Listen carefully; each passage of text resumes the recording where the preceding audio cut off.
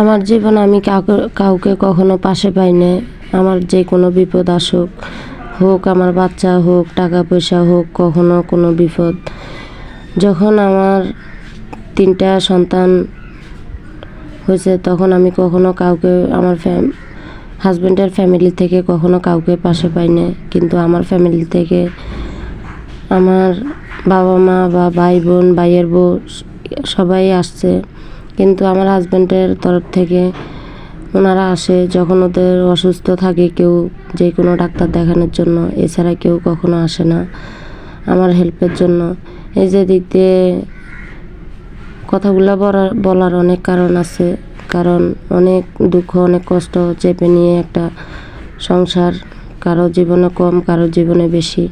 কিন্তু আমার জীবনটাই এরকম, আমি সবার উপকার করি, আমার উপকার করার জন্য কেউ থাকে না।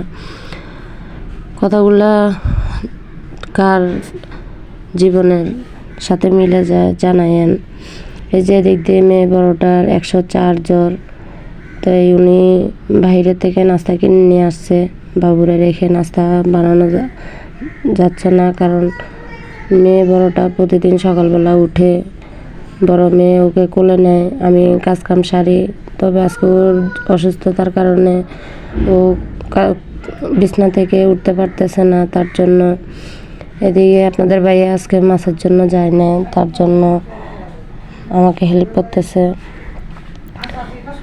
এদিক দিয়ে আমি তরকারি কুটে নিচ্ছি, উনিও হেল্প করার চেষ্টা করতেছে কিছু না কিছু, যে বাসায় যেতে আছে, কারণ কিছুক্ষণ পরে তো জাহাজে চলে যাবে মাছ কেনার জন্য।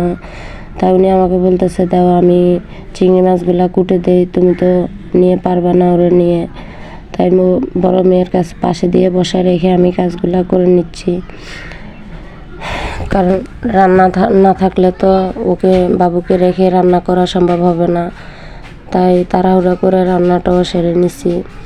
এদিকে চিংড়ি মাছ দিয়ে দুন্দুল দিয়ে রান্না করা হয়েছে, কালারটা অনেক সুন্দর আসছে।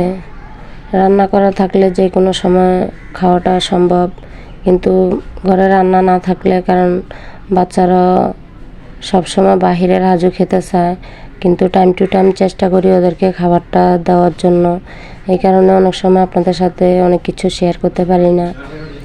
মেয়ে যেটার উপর আমি অনেক নির্ভরসা থাকি, ওই অসুস্থ হয়ে পড়ছে, এজন্য ওকে ছাড়া আমি যে আমার মেয়ে বড় হওয়াতে যতটুকু উপকার হেল্প পাইছি আমার মেয়ের, আমি আর কারোকে পাই না। কারণ বাসায় আমার মেয়ে যখন বড় হয়েছে তখন থেকে আমার কিছুটা কষ্ট কম হচ্ছে, কারণ ও বাবুকে নিতে পারে বা ছোটোটা নিয়ে মেজোটা নিয়ে একটু খেলতে পারে, যার কারণে আমি কাজকাম সেরে নিই।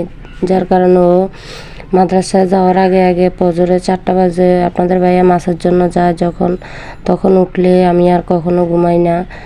যদি বেশি অসুস্থ না হই কখনো ঘুমাই না, কারণ উনি চলে যাওয়ার পরে আমি সব কাজকাম সেরে নিই।